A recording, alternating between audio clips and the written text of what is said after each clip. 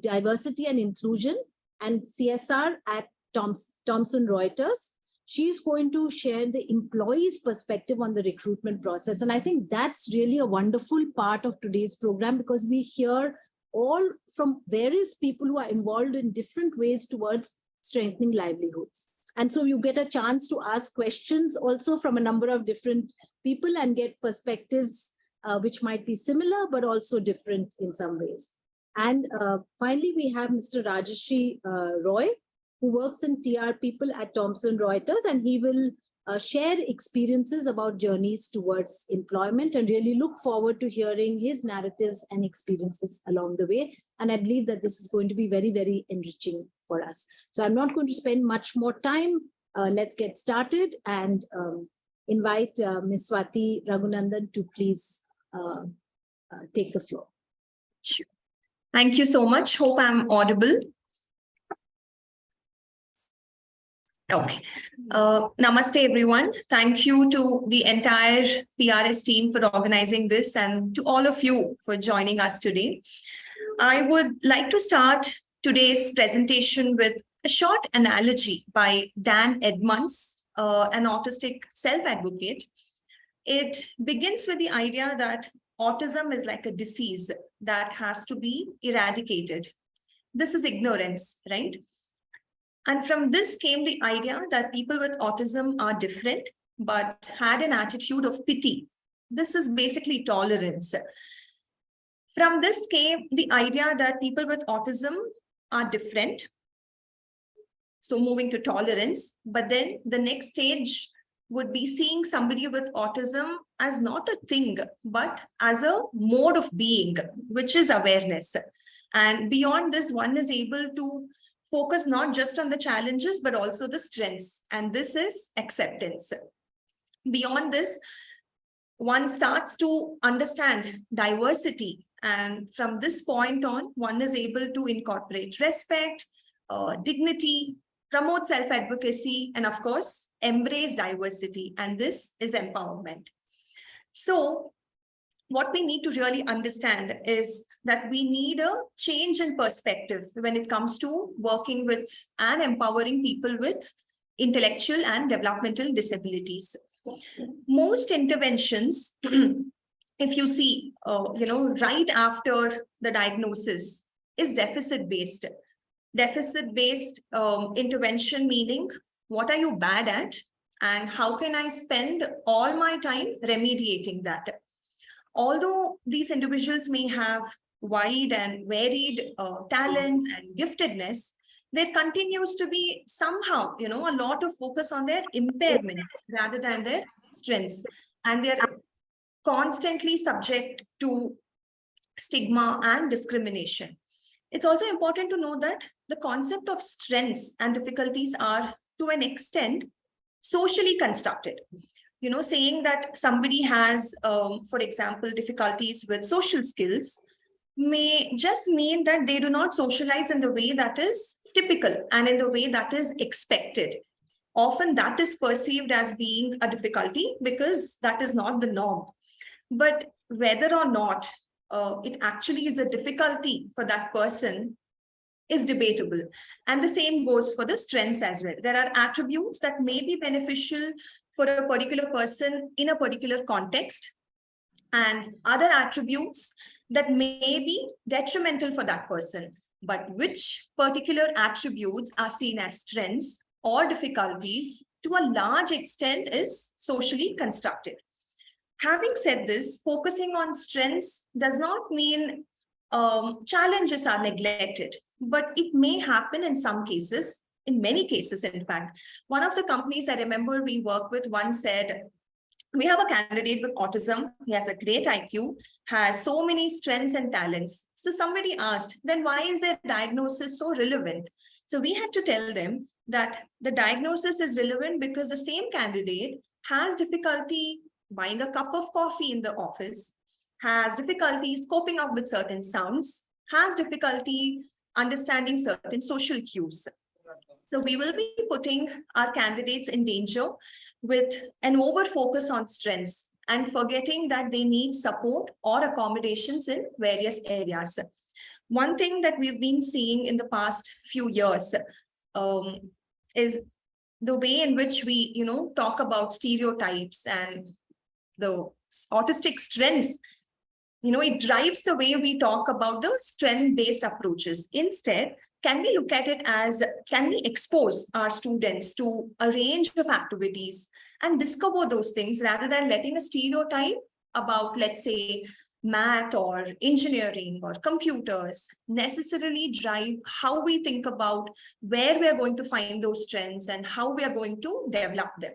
So training requires a fine balance of both. We need to create opportunities that allow these individuals to experience the success that they can capitalize on, to persevere through the other challenges that they may have. So how do we do that? We try as much as possible to begin by asking, hey, what are you good at? And how can I build on that? How can I start there and help you grow and learn and participate more fully in the things that bring you joy and in the ways that you're going to contribute to your family and community at large. And even if I'm remediating something's not going well, how can I help? How can I use your strengths in developing that intervention? Not just give you rewards or consequences, or not just withhold the things that you want, but how can I think about what are you good at? What makes sense to you? What is motivating for you? And how can I draw from that to help you participate in something? Because that's what we all do for ourselves, isn't it? So why should it be any different for the candidates that we work with?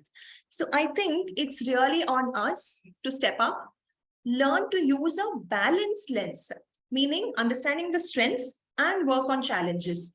While we are working on their difficulties or challenges, we also have to understand the challenges that are not only intrinsic to the person, but also the external barriers. It could be, societal attitudes, it could be sensory environments. We need to consider all the systemic and environmental barriers and focus on the context rather than just framing individual differences as challenges. And when we do this, it changes our entire intervention plan. So the strength-based approach would entail a few important components. I'm just going to give a few examples.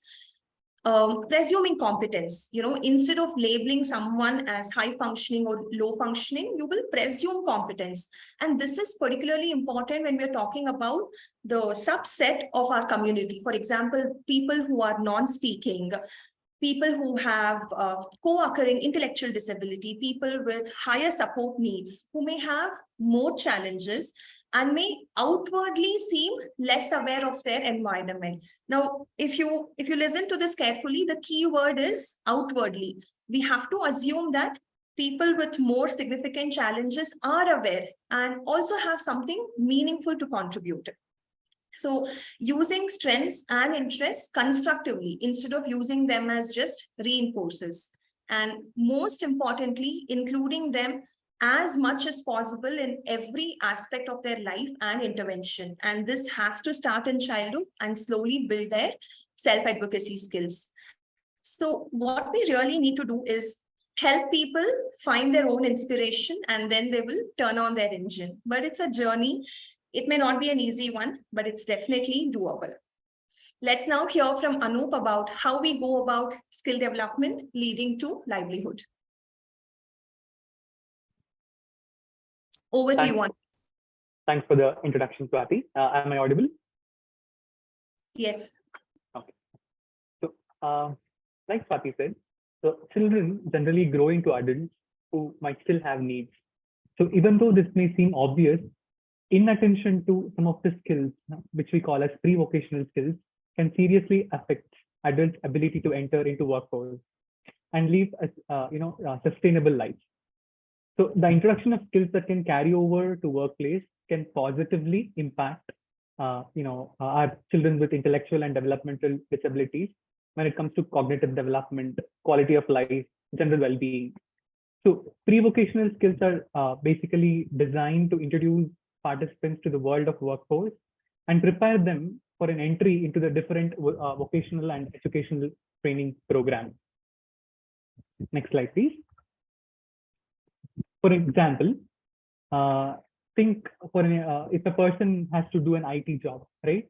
So if we are equipping a person with intellectual and developmental disability for an IT job, if that is our goal, we have to make sure there are basic digital literacy skills in place as a part of pre-vocational skills, right? So as a continuation of pre-vocational training, the next set of training would be transition program that will cater to students' individual training and as well as group readiness.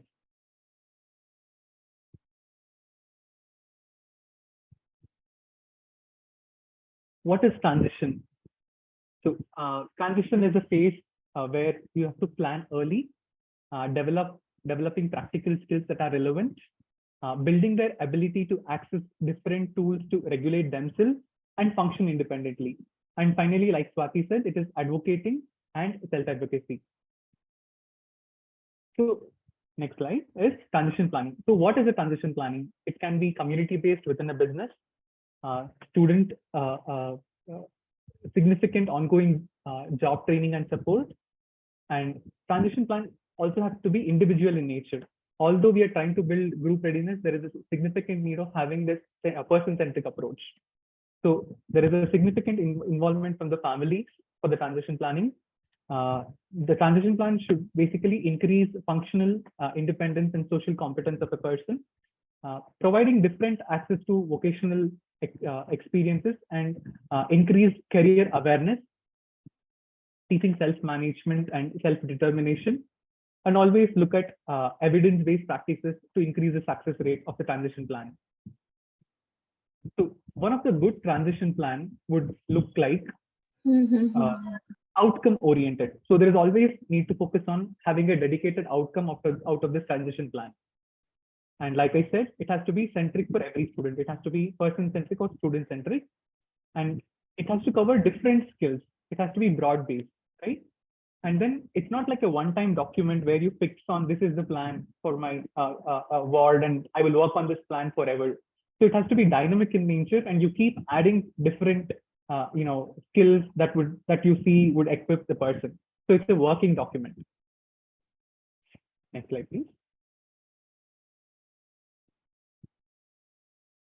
So as a part of transition planning, it's very important to focus on different skills, right?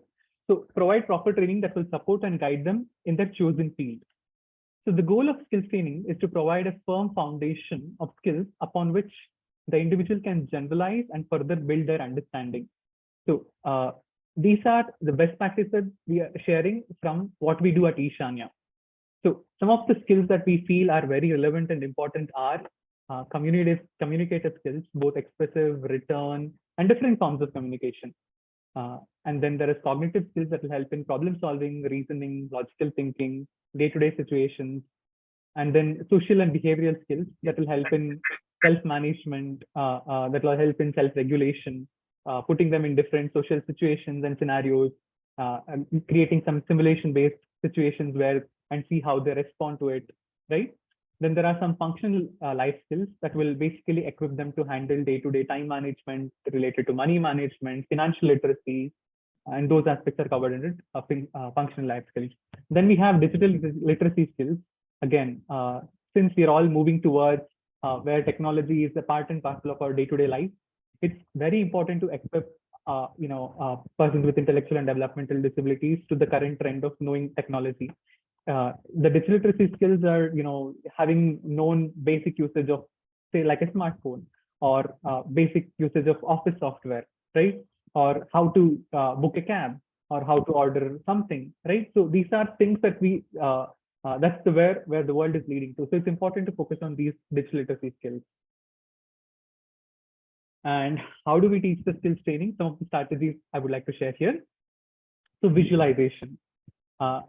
Because we are training with adults, it's important to bring in the real photos, the real videos, and take them to local field trips.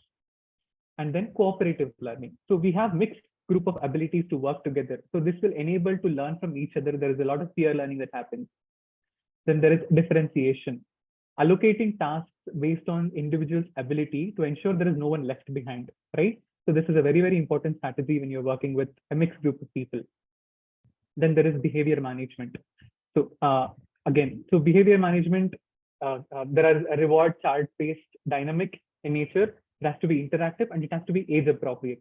Since we're working with adults, the incentive and the reward has to be something that matters to them, right? So, and thematic instruction. So for example, you can ask them anything from the current event, or writing about a topic, or coming up with different news items that they see. So basically, it's all building general awareness through thematic instruction. Then there are social skills. So concepts such as turn taking, raising their hands while speaking.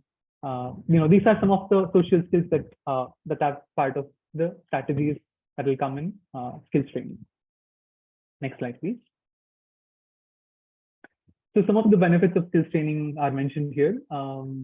I would like to take an example of, some of them have been listed here. So based on one of the benefits, I would like to take an example of what happened here. We have a current batch of job readiness candidates undergoing the job readiness program. They have been part of a mentorship program from Cisco. So they're supposed to come up with a specific event. They're part of an event planning committee, and they have this mentorship. It's a day-long mentorship they have at Cisco. So we see some of these candidates finish their mentorship at Cisco. They came back to the Ishanya Foundation office, and although we know that's a long, tiring day, but after coming back here, they decided to stay back, finish the responsibilities, complete whatever the task was supposed to be done, and then disperse. So these were not things that we told them to do it, but these things that came naturally because we saw all the benefits of having right intervention at the right time. So that's just one of the examples that I would like to bring it here. Swati, if you want to pitch in with any other examples, feel free to do it. Sure, Anup, you can continue. I'll pitch in between. Sure, thanks. Moving on. So once we focus on building these skills, the next phase of training or building the pipeline towards is having the job readiness, or what we call the employability skills. So what is employability? So employability is building the right skills and the attitude for getting, staying, and growing in a job. The core employability or job readiness training focuses on skills and attitude required for a person to be successful in an employment. And some of these are common across different jobs, roles, and sectors. So like you see, developing the right attitude, developing job-related skills, developing disability-related skills, and workplace readiness. These are some of the areas that focus on building employability skills in our candidates. One of the biggest outcomes of employability skills or job readiness skills that we focus on is self-advocacy. So when we say self-advocacy, here we are trying to enable or equip the person to talk about himself, their dream, their goals, what are their strengths, what are the challenges, and what are the solutions they have found out to overcome these challenges, or what are the support or the accommodations that they need. So as a part of self-advocacy, we engage, or we welcome the candidates to speak about all the aspects of the journey of their life and introduce themselves to the company where they'll be working on. So they'll also speak about how to work with me. Let me give an example. If I'm a person who works better if there is a written instruction given instruction given orally, I would prefer all my tasks to be sent in the form of an email or a chat-based instruction. I wouldn't perform well if the instructions are given orally. So if you want to work well with me, please give me all instructions in a written format, right? So these are small solutions that can help long way to see the progress of a candidate. Then we'll talk about different stakeholders. There are different stakeholders who come into picture in the journey of building pipeline towards the livelihood. So the first role is of a parent. So as a parent, it is important to set realistic expectations from your ward, and a clear understanding and awareness of disabilities and various strategies plays a very, very significant role in the entire journey of building pipeline for the livelihood. So parents should actively be involved in the skills training, and there should be different support groups that will help in achieving inclusion. And like Swati was mentioning, it's important to presume there is some bit of competence in your ward. So like Swati was telling, there are different scenarios like non-speakers where their actual ability are masked due to various probably sensory related challenges or because they are non-speakers. So it's important to presume competence, at least, from the parents who've seen their ward. Then role of a professional. So it's important to identify the internal and external barriers and support self-regulation of an individual. So developing the job readiness skills, training on different workplace etiquettes, sensitization programs, psychoeducation on disabilities. These are some of the responsibilities of a professional that will come into play. Next, we have the role of a job coach. Developing and implementing effective coaching strategies is one of the prime role of a job coach. The job coach should identify the strength of each candidate or each trainee or each employee. They act as a bridge between or a catalyst between the employee and the employer. They help identify different job roles that are available in the market. Based on different job roles, they help in identifying the right job for the right candidates. They also continue to provide psychological and counseling support post the placement as a part of retention. Next slide, please.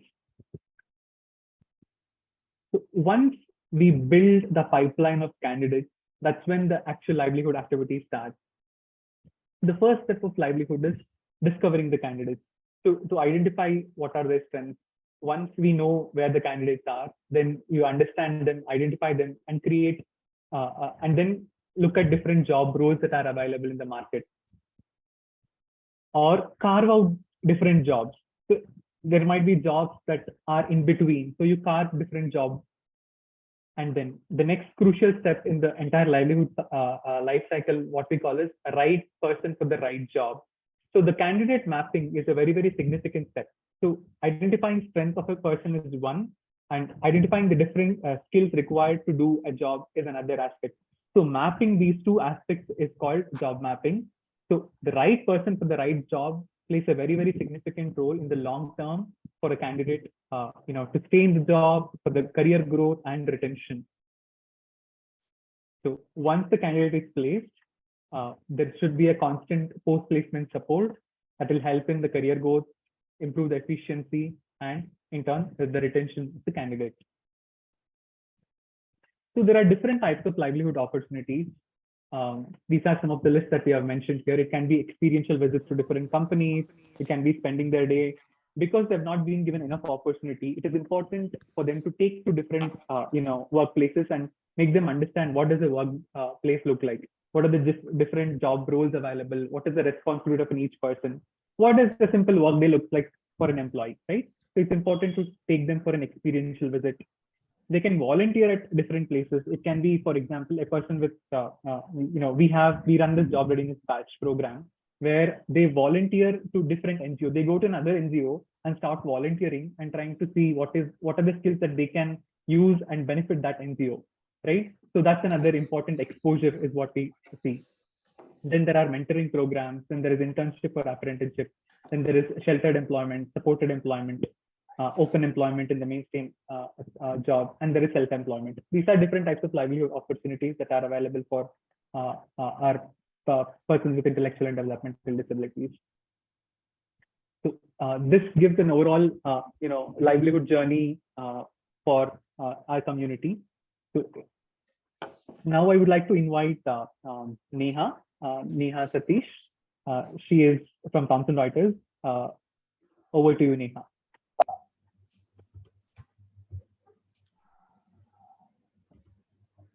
Hi, Anup. Are you able to hear me? Yes. Yes. Hi, everyone. Good evening. Good afternoon. Sorry. My name is Neha Satish. My pronouns are she, her, and I lead corporate social responsibility and diversity and inclusion for Thomson Reuters India operations. I'm really happy to be here and speaking to this very important group of people. A quick brief about our association with neurodivergent talent. At Thomson Reuters, we started an internship program for, initially it was an internship program only for people on the autism spectrum. And then soon after, we realized that the project scope is much more. So of course, we expanded, and now we have candidates with a lot of intellectual disabilities, different kinds of intellectual disabilities interning with us. So we started the program in 2020. We've had 3 batches of interns go through the program. We've had over 40 talent working with us. And in the following quarter, we are also going to start up a new batch. So that's a quick brief about our internship program for the neurodivergent talent. Now, I believe there's no question answer sort of format, but there are 3 things that Anup had requested me to touch upon. So I'll quickly delve into those. The first piece is, how should parents prepare the candidates for livelihood or employment from an employer's perspective?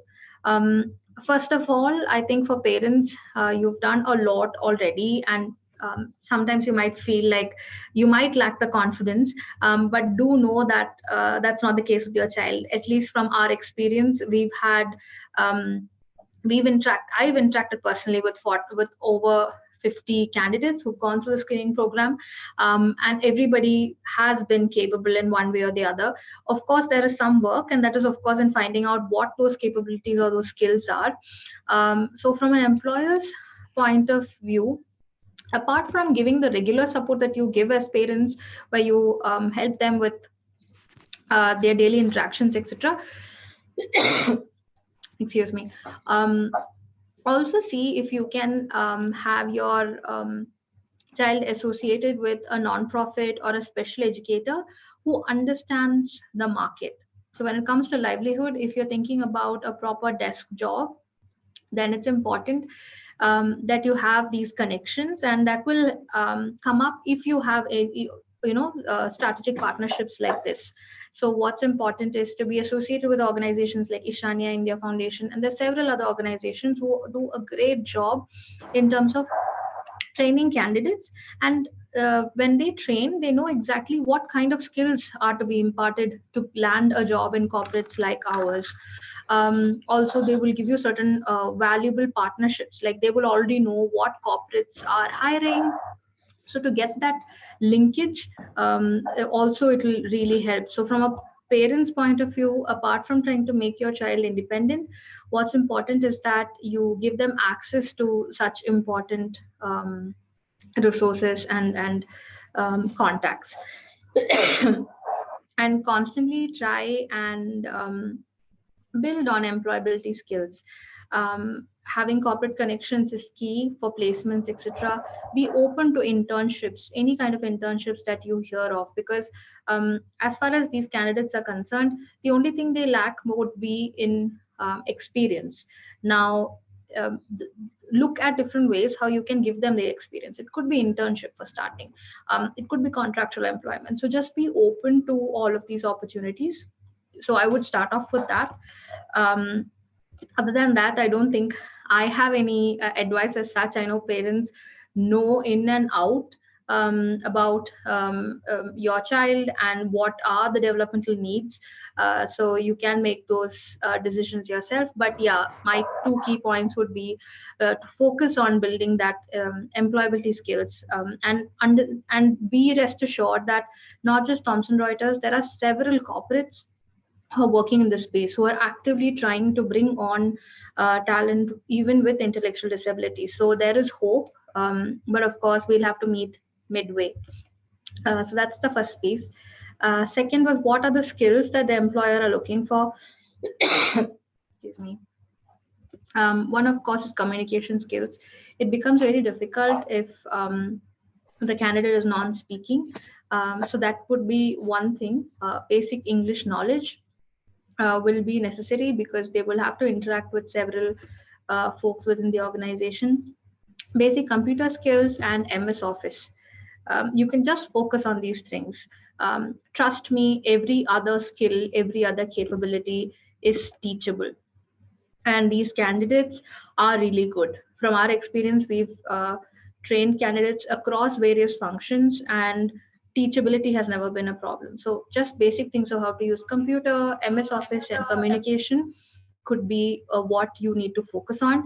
Everything else we can take care of. So I think from a skills perspective, this is something you can focus on. And the last piece I want to talk about was what are the accommodations or the support system that the employer will give. Now, this will differ employer to employer, but I can give an example of what Thomson Reuters does.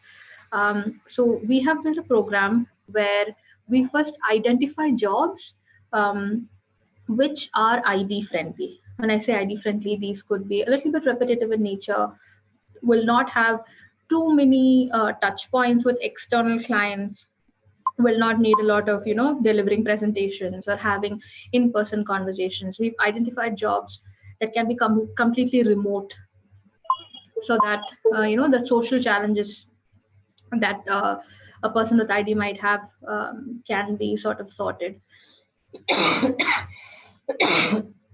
Really sorry, I think I'm coming down with something. Like I was saying, so these are certain things that at TR we do. We first identify jobs where somebody with ID will flourish. And I would say this very candidly, that if a person with ID fails in the job front, it's not really because of them, it's also because of the employer. Because if we are not able to identify the right role, then we set them up for failure. So that's the first step. As an employer, we should be focusing on finding the right jobs and roles. And then, of course, building a support system, ensuring that sensitization workshops are run for all the people who will be interacting with the candidate. We build a buddy system who will help them with any tech challenges. Something from our experience we've seen is that sometimes an app might crash or your laptop might crash, or all of these things might happen.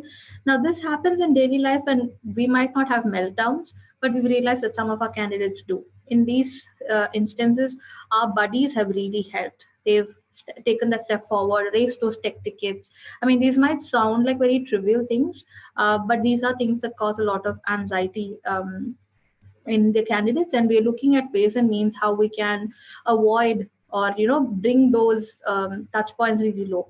So yeah, giving remote employment is something organizations are able to do. Finding the right job, building a buddy system, sensitizing the team. And another thing that at TR, at Thomson Reuters, what we're doing is also making certain reasonable accommodations. We understand that certain candidates might not have been able to complete their undergraduation or their post-graduation. So even if we have, for our regular employment, that is a criteria, right? So somebody should have completed class 10th, class 12th, and 3 years, minimum 3 years of graduation. Now, for our ID candidates, we make that accommodation because it's also an internship, and then we try and see what skills can be built up, etc. So these are certain reasonable accommodations or the support system that as a corporate or as an employer, Thomson Reuters is doing. Now, like I said, this could vary corporate to corporate, but from our experience of what we've been doing, this is how the program has been going so far. And I'm happy to share that we started off the program. Of course, it's an internship, but when we finish, depending on the capability of the candidates and the availability of positions in the particular team, we've been able to convert certain interns to contractual roles, and some of them even to full-time positions. And this will be our goal. We start off an internship, and this is what we have in mind. Of course, it's not promised because that depends on a lot of things, but we rest assured that the market is changing. Corporates are much more inclusive and are actually looking for ways and means of how to support diversity in different ways, and neurodiversity is definitely something in the forefront, something in focus for most organizations. So yeah, that's it. And I think I've covered everything, but if you have any questions, I'll be around. Thanks, Anup. Thanks, everyone. Thank you so much, Neha. Thank you so much, Neha. Hi, Rajashri. Can I request you to please present your speech? Thank you. Thank you. Good afternoon, everyone. My name is Rajarshi Roy. First of all, I'd like to say it is an honor for me to speak about my challenges and my struggles, as well as give my thanks towards the thanks and the kind help that Ishanya Foundation and Thomson Reuters have provided for me for helping me to come this far. Regarding the challenges that I spoke of, in US, my teachers told my parents that I suffered from autism. At that time, I had no idea what it was, and I didn't really have a problem with that. But I did suffer from Asperger's syndrome. By nature, I'm a very shy person. I was very cautious and very anxious in speaking to people, approaching someone to talk to, or having a discussion, or even state my opinion. Even if that's because I didn't have many friends because of that. And because mostly when there's such situations come and I do muster up what little courage I have to speak about my problems or voice my opinion, it is a very these questions always come in my head, like what to say, how to say it, when to say it, is this the right thing to say? Should I even say something like this? But even more, it goes on and on and on. Even after I do state my opinion or state my reason, and I finish my statement or finish my speech, new questions come inside my head. Like, was that the right thing to say? I told it correctly, right? They didn't take this the wrong way.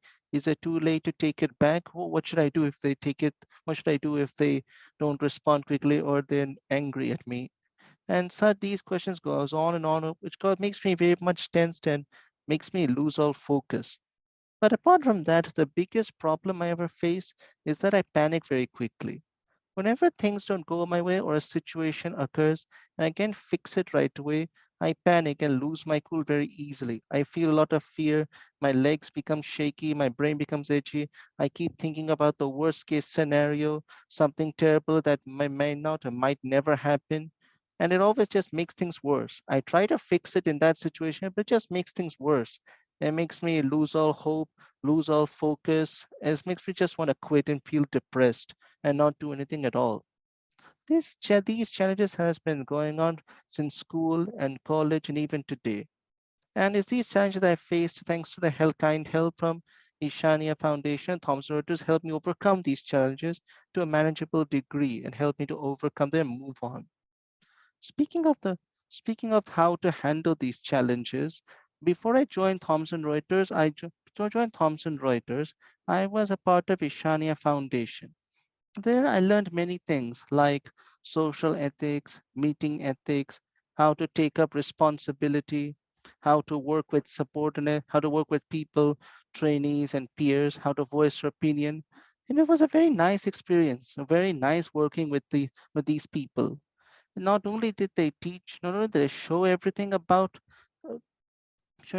how to handle my condition.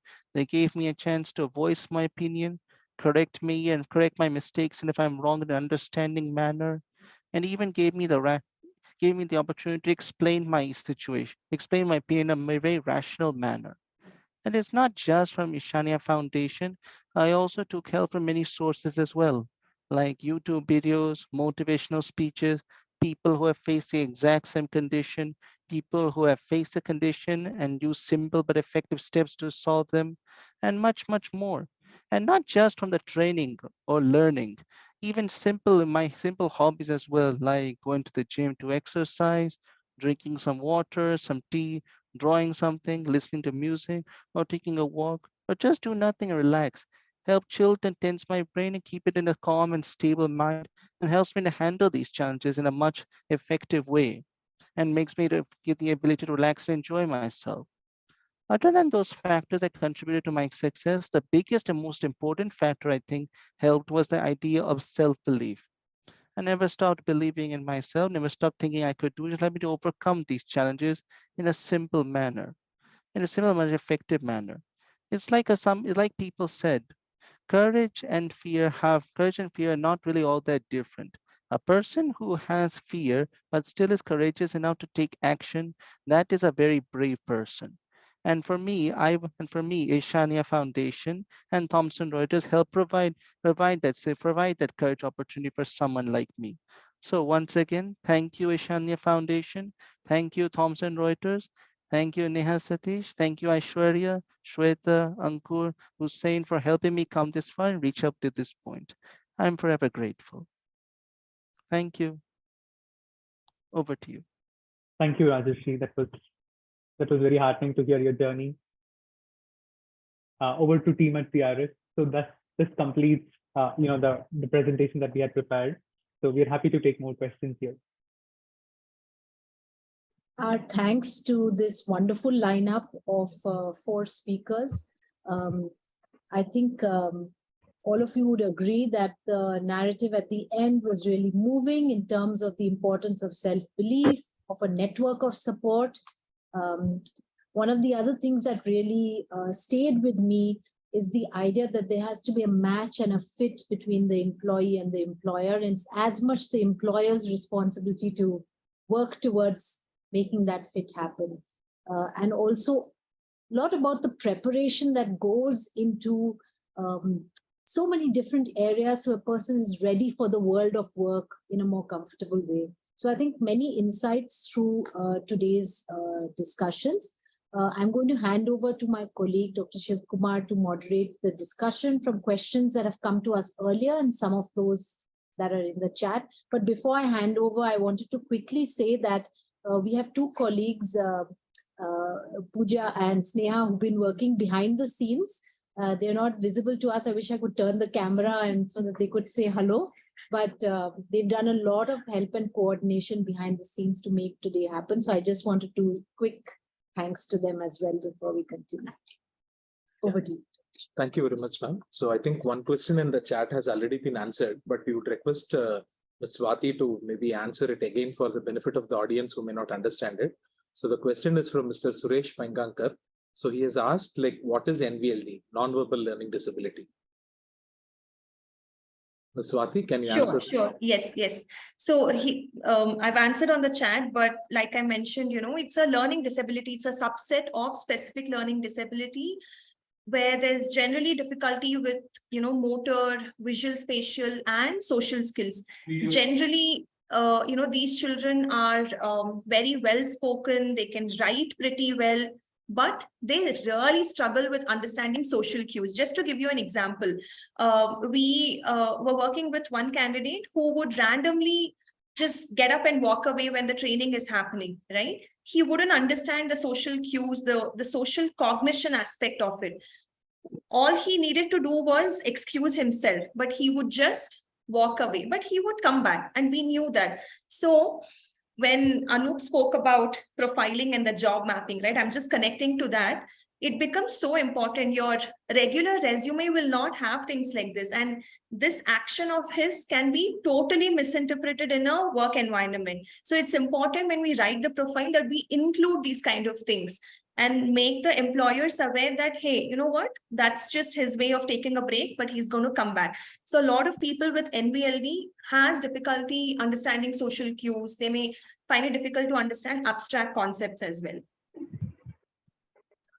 Thank you very much, ma'am, for answering it pretty comprehensively. So the next question is from Ms. Simran Kaur, and she has directed this to Ms. Neha Satish. So she has said that she would like to congratulate the effort and work Thomson Reuters is taking in enhancing inclusiveness. She wants to ask if this currently is in Bangalore.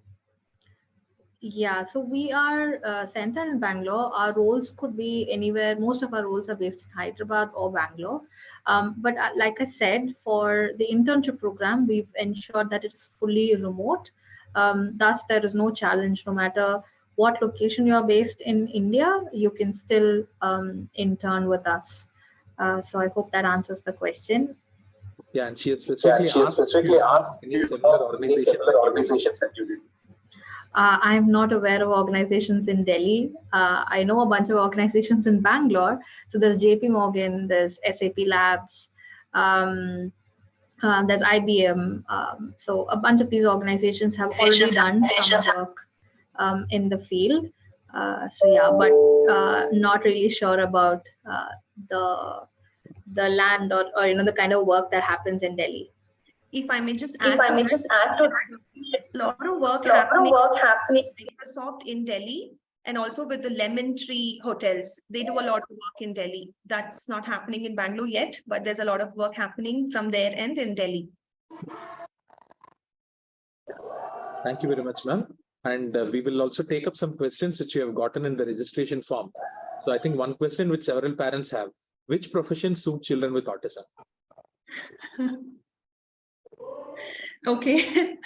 Any profession can suit, it really depends on the skills, the strengths, and the interest the person has. Like we've been, talking about since the beginning. I think any profession would suit, but it's really important to engage with the candidate to really make that connection and understand what he thinks about it, what are his aspirations, where does he think he can add value to. And trust me when I say this really needs to begin from childhood. And if it doesn't, it becomes very difficult to figure out later on in life. So I would say any profession would suit, but it really depends on the strengths and the skills that the individual has. Yeah, thank you very much, ma'am. So one more query is about the challenges and role of support professionals like HR, behavioral therapists, etc. in the workplace. So how do you actually go about?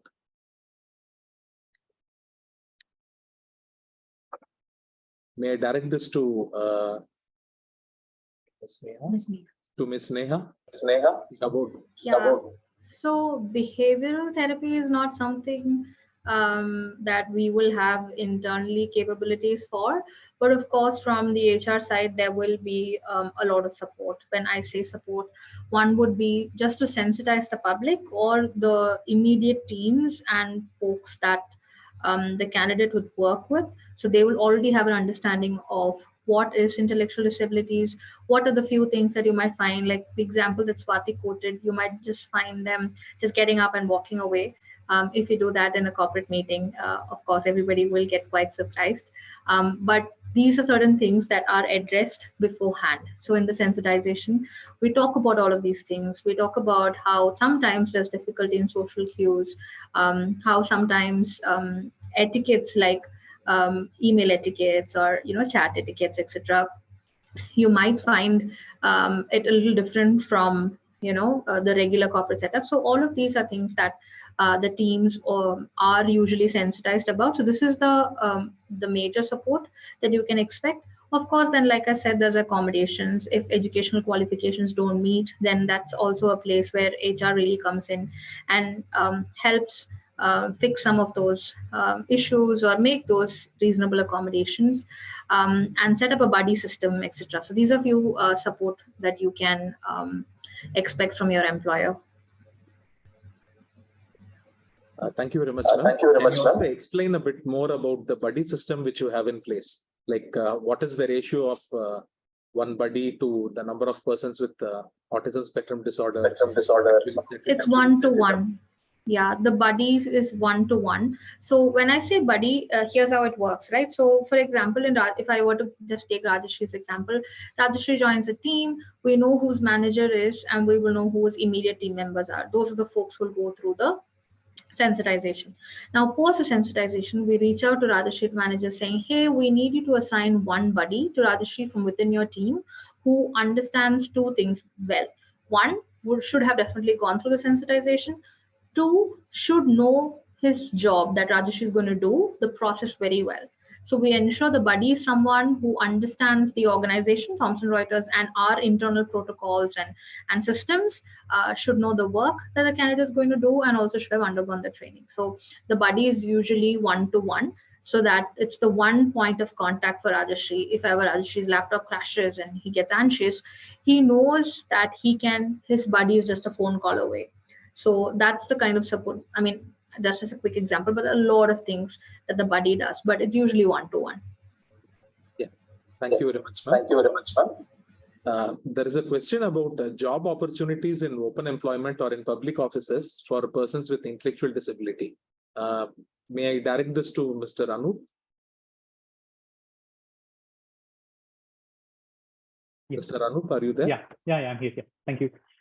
So when it comes to private entities, like Neha mentioned, a lot of companies are coming forward to look at and giving more opportunities under the diversity and inclusion initiative.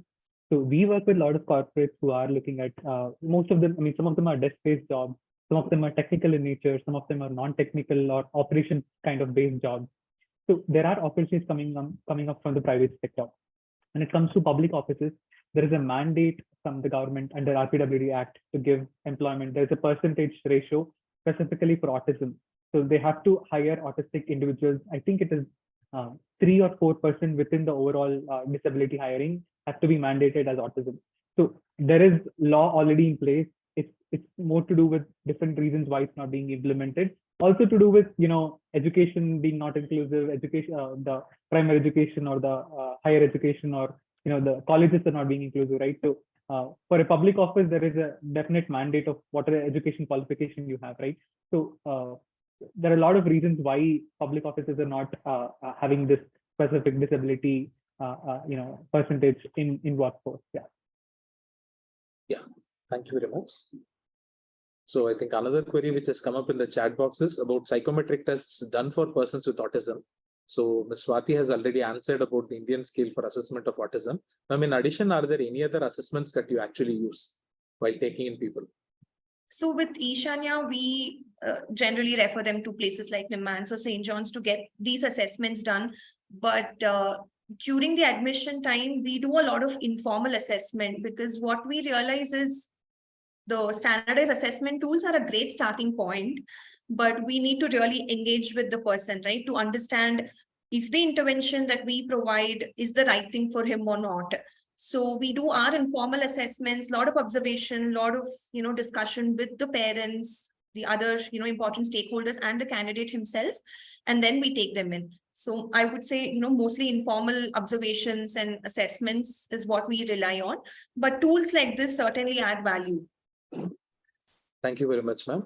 So Ms. Vimala has actually asked a question. Does Ishanya provide assistance to those with mental illness also, or is it only for persons with autism? What if an IDD person also has mental illness? So comorbid issue is something that, that it's very common. We work with people with autism plus OCD, bipolar, a lot of other, disorders or difficulties. So yes, we are open to working with people with mental illness. The only challenging aspect is the medication part. If they don't take medication, if they don't have the required structure and then they come to us, it's a little difficult to work with, because like Anup mentioned, all our programs are outcome based. And if we are simply, walking the path blind, then it's difficult. So, but we're definitely open to that. Thank you, ma'am. I think Mr. Krishnan has raised his hand for quite some time. We request Mr. Krishnan to lower his hand, maybe unmute himself and then ask his question. Mr. Krishnan, are you there? Yeah, hi. Hello, sir. Yeah, hi. Good afternoon to all. So it was not a question, so I thought I would just share a couple of minutes, if I may, because my son Anand actually trained at Ishanya, and he has also worked with Thomson Reuters. So if that's okay, doctor? Yeah, that's fine, sir. Please. Okay, thank you. So basically, my son Anand has Asperger's and learning difficulties. He was trained for the job at Ishanya Foundation, and we found that training immensely helpful, because the training was actually done in such a way that it sort of mirrored what he would have to do at Thomson Reuters in terms of using like Microsoft Teams, in terms of, what he is using Excel. So, even though it was not exactly the same, those skills were honed. How to, raise their hands, whilst in a meeting, and all those type of skills were taught. So that was immensely, helpful from Ishanya. Then Anand worked with Thomson Reuters initially as an intern, then as a contractor, then again as an intern. So for more than 1.5 years, he has worked with Thomson Reuters, and he still tells me that, he enjoyed his time at Thomson Reuters. And what I can sort of give as a feedback is some of the things which has already been mentioned, both at Ishanya as well as Thomson Reuters. We found that whoever was involved in the training were what shall I say, extremely patient, and they were able to answer the questions again and again when they didn't understand it. So that type of sensitization was there for those at Ishanya who delivered the training. Even we as parents sometimes, we sort of get, emotional and, but not even once I found that Ishanya ever, and same with Thomson Reuters, whoever dealt with Anand. So it was a very different atmosphere where they thrived. And similarly, the buddy system and the, whoever were their immediate managers, they took a lot of interest in the candidate, in the sense that not only talking about the job, but also making them, it was all remote, so it was not even one-to-one. Anand is a little bit social, so he loves to come to office and work, but they made it feel as though, they can call at any time. So, Doctor, this is just I wanted to share. So, as rightly put by Neha, there were a lot of skills which he has learned. He learned about use of Salesforce, which he has never done. He learned to use SAP, which he has never done for his job. I'm not saying he was an expert, but for his job, whatever he had to do, log into SAP, take the reports, log into Salesforce, go and do that. All that was teachable, as Neha said. So, yeah, I would just like to thank Ishanya and Thomson Reuters for that. Now, of course, Anand is working elsewhere, but I think that training will always remain with him. And that's all I just wanted to share. Thank you. Thanks for sharing your lived experience, sir. So that was nice to hear, and we are glad that he is doing pretty well right now. Thank you. Maybe one more question, which I think just come up in the chat boxes. I think this question is directed to Ms. Neha. What is the process for applying for internship at Thomson Reuters? Yes, our new batch of internships are beginning sometime in June or July. So one easy way to apply would be to reach out to Ishanya, because they will be our partners who will be delivering some of those employability skills training. So that would be the first thing. But if you think that your candidate is already understands the basic work ethics and etiquettes and can work on MS tools, etc., then you can also share the resume directly with me, and then whenever we're starting the program, we can get in touch. So maybe you can collect my email ID from the organizers. Yeah, sure. Thank you, ma'am. I think that is regarding how much does one get, how much does it cost to be with Ishanya? Maybe this question can be directed to Mr. Anu. Yeah. So if there is, am I audible? Yes, sir. Yeah. So some of the training, the training costs are covered by the company. So if there is a training cost covered by the company, there is no cost associated. If the training is exclusively of Ishanya, there is a small amount of cost that is associated. Is like what I can say. And how much payment is received by people who are employed with Thomson Reuters, and is there a range? Sorry, can you repeat the question? The payment, employees with autism spectrum at Thomson Reuters. So are you referring to the salary of the people? Yeah, the salary. Oh, Neha, sorry, ahead, we cannot disclose. Yeah, we cannot disclose salaries. That's something very internal to the organization. But of course, it's not a. It comes with a stipend. The internship does come with a stipend. Yeah. Thank you very much. We will take up one question like from the pre-registered questions, where they say that NGOs play a significant role in vocational rehabilitation. However, there are limited number of NGOs reporting their model as scientific publications. What are the barriers faced by NGOs to documenting and publishing various successful models? Does this reduce the scope of replicating these models in other settings? May I request Ms. Swati to respond to this question? Sure. Am I audible? Yes, ma'am. Yes, Swati. Yeah, okay. See, it's a very, very important question, but the issue is most NGOs, operate on a limited resource model. It could be human resource, it could be financial resource, and there's a lot of day-to-day firefighting. Yeah, two important things. But apart from that, there's also lack of awareness, I feel, about, various platforms where research can be published. But otherwise, I don't see any reason why this should not happen. This will definitely help a lot of NGOs. We don't have to reinvent the wheel, but I think it's really to do with the limited resources that we work with. Okay. Yeah, it would actually be of help to the larger scientific community, and it will also highlight a lot of work which is being done here. Absolutely. Yeah, yeah. We just need a lot more people coming into the field of disability to do a lot of documentation work, to be here, observe what we do, document the process, document what strategies work. It's really to do with lack of resources. And like I mentioned, lack of awareness as well. Where this can be published, how this will be useful. A lot of people, thing is, reporting takes time, right? And nobody wants to do it.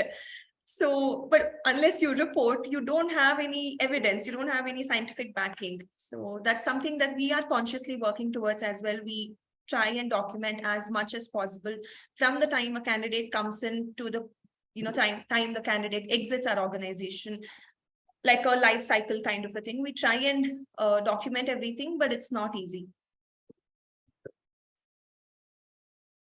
Thank you, ma'am.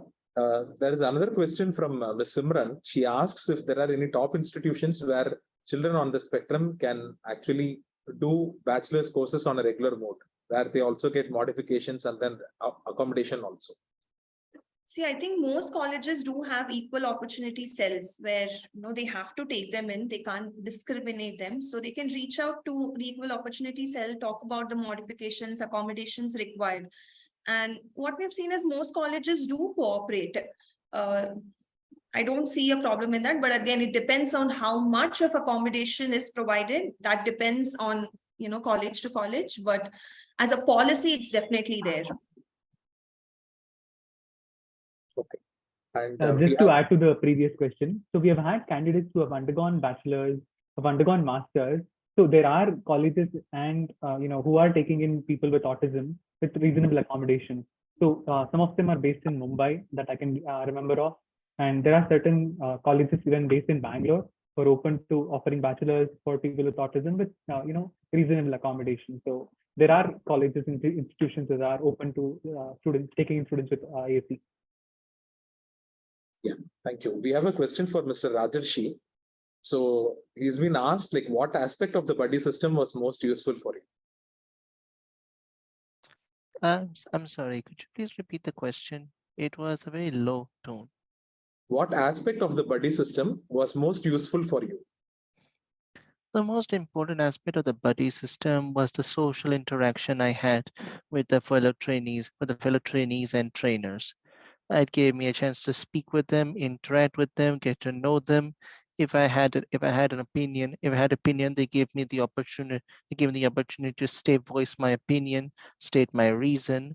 They even correct my opinion in an understanding manner, and they gave me the rationale to explain my opinion. That was the most effective part of the buddy system. After all, if you want to make a conversation, everybody's opinion must be taken into account. It cannot just be one-sided. Yeah. Thank you, Rajeshi. Another query from the registration list of questions is, what does it take to sustain the livelihood of people with special needs in the long term? So one is about helping them, but what do we do in terms of sustaining it and then helping them in the long term? May I request Mr. Anup to answer this?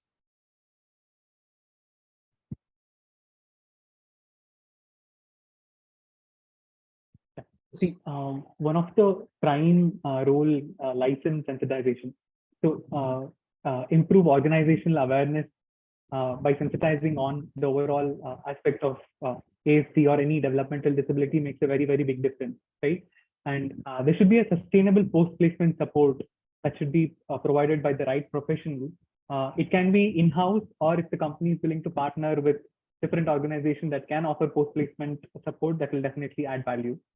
So the company should also have a long-term vision on how the entire disability workforce, disability hiring process that they have. It's not like a one-time thing that they do, like touch and come back, right? So it's a long-term investment in terms of the vision that they have to carry forward the entire disability hiring. And they should also look at helping candidates upskill after they are their employees. How is it that they focus on their career growth, right? Till then, as parents or as NGOs, we have been supporting candidates. Now, these are all employees of the company. How is it that the company is investing in their own employees to upskill them, to enhance their career, to make sure there is a progress in their career? So that's another, opportunity is what I see. Then there is a requirement to provide regular counseling sessions or different interventions. It can be medication, training, depending on every individual's need, right? So there is a constant or somewhere necessary intervention required at intervals based on every individual's needs. And it's important to keep in touch with all stakeholders. It's not like we do this activity once in a while and just be done with it, right? So it's important to always stay, as NGOs, we constantly stay in touch with the families and stay in touch with the companies that we work with. And only then you will see there's a direct communication that's happening. You will, even there is a very, very small glitch, or if there's any traction, we could ease out because there is a constant communication that happens between all the stakeholders. Thank you very much, sir. And there is another question from the registration list of questions. Maybe I'll request Ms. Neha to actually answer this question. It's about how persons with ASD, autism spectrum disorder, compete with other neurotypical. Did you say compete? Yeah, that's the question. Yeah, that's the question. How do they compete with other neurotypical? I don't even know how neurotypicals are competing with each other. but I must say that it is not a competition. There is enough and more opportunities for everyone. Everybody's on a different track. And if you are keen to understand what really are the things that sets someone apart, from my limited experience, I could say is that the hyper focus that folks with ASD or ID have, it's unparalleled in most of the cases. Not having fatigue to do certain repetitive tasks, looking at data and finding out patterns. Now, this is not something that a neurotypical brain would always pick up. This is something that we've seen specifically. These are certain skills that we've seen. Look at vast data, and we've noticed that our candidates are able to find patterns in that, just random numbers. But the way that the brain is wired itself is very different. So that way, these candidates come with a different set of skills. So it's no competition. But of course, what is important is for each candidate or their guardian to understand what are those skills that they have, which can be put to use in a work environment. Because if you already have that clarity, that will help employers like us to ensure that we map you, or organizations like Ishanya to map you to the right roles. The success really depends on mapping the candidate to the right role. That itself really dictates success. So if you know these are your skills and we are able to identify those right roles, then there's no stopping. You're going to flourish in that role or in that job. So yeah, so I hope I've answered. Yeah, you've given important insights on what neurotypicals need to learn from persons with autism spectrum. So, and a query has just come up in the chat. How to manage the candidate's irritation and anger? So these are things which you may face on the job routinely. So how do you actually handle it, Ms. Neha? Sorry, there's this whole mute and unmute game going on Zoom automatically. Yes, so we've had, I think, only one or two candidates who've had these anger issues. But one thing that's helped is the training with organizations like Ishanya has helped, because they would have identified certain behavioral challenges, because of which special therapy have been given. We've had candidates, we've had 2 or 3 candidates in the past from various other nonprofits, who joined us, and the team never really had a challenge, because this anger issues or whatever would not be a lot to the team, but mostly to me, or whoever was managing the roles, right, managing the whole program. Because something, certain things, they would find it very challenging, and then would just lash out. But what we've understood is that training can really help, because organizations like Ishanya have helped them understand, saying, hey, this tone that you used, or speaking like this, is making somebody else uncomfortable. I've had interns come back and tell me, can you give me feedback? Do you think I'm rude? I'm baritone, I've told. So is there something I could do better? Have I made you feel uncomfortable? So these are not questions that even neurotypicals are sometimes difficult to handle, right? And I heard a lot, we've all had those experiences, but I don't think neurotypicals will come and have this honest conversation saying, hey, I was rude to you, I'm sorry. I don't know how to change this, but I'm working. So we've not had any harsh, hostile situations, but 1 or 2 cases. And I think it is natural, it's bound to happen. But yes, this is where I would tell again, an employer is not able to help with any behavioral, therapy or support. This is where organizations like Ishanya play a major role. Because when we have these challenges, I know I personally have reached out to Anup saying, hey Anup, I'm backed up against the wall. What do I do? And these are situations where organizations like this, who have the subject matter, they are subject matter experts. They already know the candidate in and out, and then they can help sort of resolve some of these issues. So yeah, these anger managements are one-off cases. Of the 15 interns I've interacted with, I've only had 3 instances where we had these, but not nowhere hostile or anything. I think all of these are behaviors that neurotypicals have also unfortunately displayed in workplaces. Thank you, ma'am. Just to add to that, what we have seen is a lot of times angry thoughts, it can turn into anger ruminations, right? So they just keep going over that again and again. But the moment you spend time with them, try and make that connection, identify the source of that. A lot of times it just eases out their anxiety and the frustration, or it could be because of some, external things. It need not be intrinsic at all. It probably is an external factor that's irritating them. And it's just about working, your way around that. And that makes a lot of difference. A lot of times they feel like others may not understand, and that can lead to outbursts, irritability, anger. But the moment they just know that we are there, we can help them out, we're there to support whatever it is. A lot of times, it does reduce. Thank you. There is a query about opportunity for candidates who are non-verbal.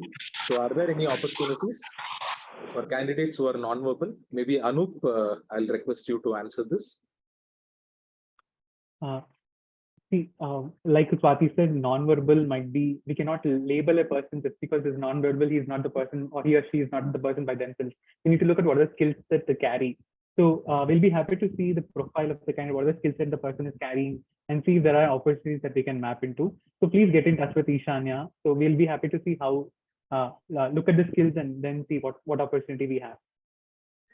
Generally, the first thing that we do with any non-verbal individual we work with is to introduce some sort of an AAC application, alternative, augmented, application that they can use, because there should be some way for them to communicate.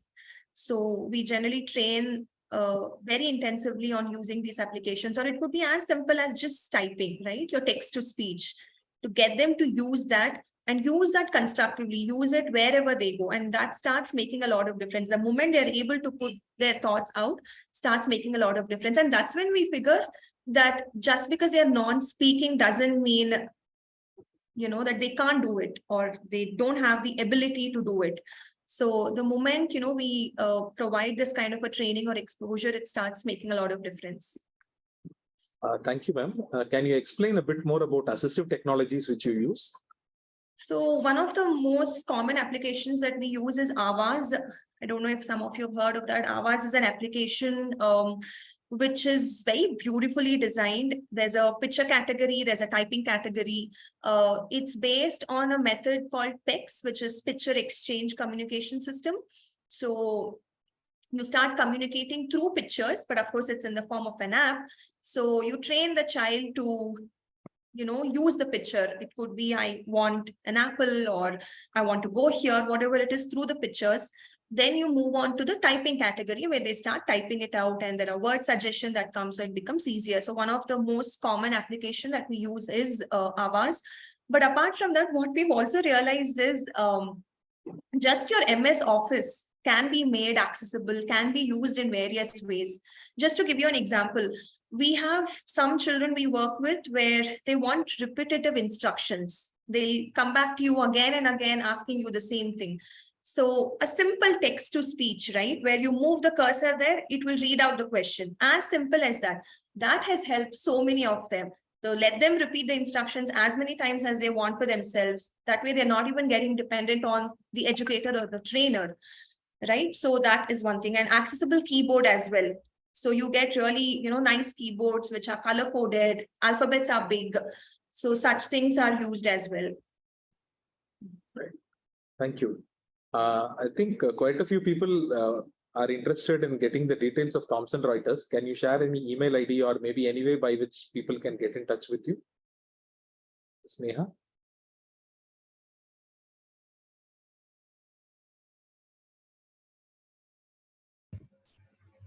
Sorry. Sure, I can put that in the chat. Yeah, thank you. Thank you very much. And I think we have an appreciation message thanking Nimhans, Ishanya and Thomson Reuters for the wonderful program, and have also asked, like, how can we as parents of special needs children help with such ongoing initiatives? I request Ms. Swati to answer that. Sure. We do something called Sunday Sip, where we get parents to come together. So there's parents, there's professionals, everyone coming together, talking about, different topics. It's a very casual event, more of like a support group kind of a thing. So if more parents can be part of that, I think it will benefit the larger community. So we would be happy to, host multiple sessions around different topics, and would be happy to initiate this. Just to add to that, so it will be nice if parents start advocating and building disability-related agenda in their own workforces, right? So end of the day, all our agenda is to mainstream disability. So no matter where they are, what form of workforce, what form of where they're working. So as parents, it's, they can advocate for the disability cause, and if they can vouch for disability hiring in their own workplaces, we'll be happy to support, come in, pitch in, build the entire process around that, and happy to support that way. Yeah, thank you. I think our head, Dr. Jagdisha, has a query, I think, about equal opportunity cell. Like, he wants to know, like, what colleges do we actually mean, like, have this equal opportunity cell? Because we know that many medical colleges, like, do not have one. Yeah, we're not very sure of medical colleges. For example, we recently met a candidate from Christ University, and they were very happy with, the kind of accommodations their candidate was, their child was getting there. So similarly, there's Surana and a couple of colleges we know in Mumbai. They've been able to, help the candidates. But medical college specifically, honestly, I'm not very sure. And maybe we are coming towards the end of the program. I think there is a question by Mr. Ajay, which he has not directed to any specific person. If Mr. Ajay is there, can you unmute yourself and then ask the question? I think it was directed to Rajesh, if I'm not wrong. Like, it's Okay. just mentioned, what education, skills and training do you have which helped you succeed in this position? That will help you succeed in the position. So it's a bit vague. I have many skills and can help me reach this position. Like from Isha, like I complete my 10th and 12th from Dell DPS, and my graduation Bachelor of Science in Animation from Jain University. And from Ishani, I learned many things like social ethics, meeting ethics, how to interact with trainees and trainers, taking up responsibilities every week and dedication to the responsibilities, new programs, new topics and ideas, and a face-to-face discussion with all of them, as well as chatting with them, and not just to one person, to every person. Everyone is given an opportunity to speak, and you can talk on that. So it is not exactly specific. They have gave many new topics. Even in Thomson Reuters as well, when I first started, how to write deals, how to write buzzes, and the discussion happens about the deals and buzzes, about what went wrong. And if I disagree, they give me a chance to explain, and they give me a chance to explain, and then they understand and explain in a much rational, understanding manner. So to keep it short and simple, it's not exactly specific. It's more like of an understanding manner. The training is of an understanding manner, not exactly specific concrete way. It's more like the training is more like to assist you in social interaction, as well as work effectiveness, to make you like the job and like the environment you grow up in. Right. Thanks, Rajeshi. I think we also have contact details of Thomson Reuters. So I think it's put up in the chat box. For people who have not looked at it, it's Diversity and Inclusion India at thomsonreuters.com. And the contact details of Ishanya Foundation is also there in the chat box. So it is ishanyaindia.org, and the email ID is info@ishanyaindia.org. So I think we have had a great session today, where I think we have had excellent presentations followed by a very interactive Q&A. And I hand over this particular session to Dr. Purnima Bola. Thank you everyone for being here. I think I'm just going to echo something from one of the comments in the chat, that this session is about offering hope and joy. And I think that's a wonderful way to end. I think for me, what really stood out is the idea of partnering together, working together, communicating, and also having some outcomes in mind. So it was wonderful to have so many stakeholders together. I really liked the question about parents and how can parents be involved, because the more we expand and strengthen the network, the more opportunities that can be created. So thanks everyone. We'll stay connected, and please join us for our next program as well. So the next program will happen on the 4th Friday of April. So we will shortly get back to you. We are working on the program schedule, and we will shortly get back to you. So we thank Team Ishanya Foundation and Team Thomson Reuters for actually taking off your valuable time and then joining in. Thanks Rajarshi for spending your valuable time here and then sharing your experience. So it's all of us Psychiatric Rehabilitation. Thank you. Thanks, everyone. Thanks, everyone. Thank you all, and special thanks to Dr. Pooja and who's been coordinating from Ishanya's side. Appreciate all the efforts that went in to have a show like this. True. Thank you. Thank Thank you all.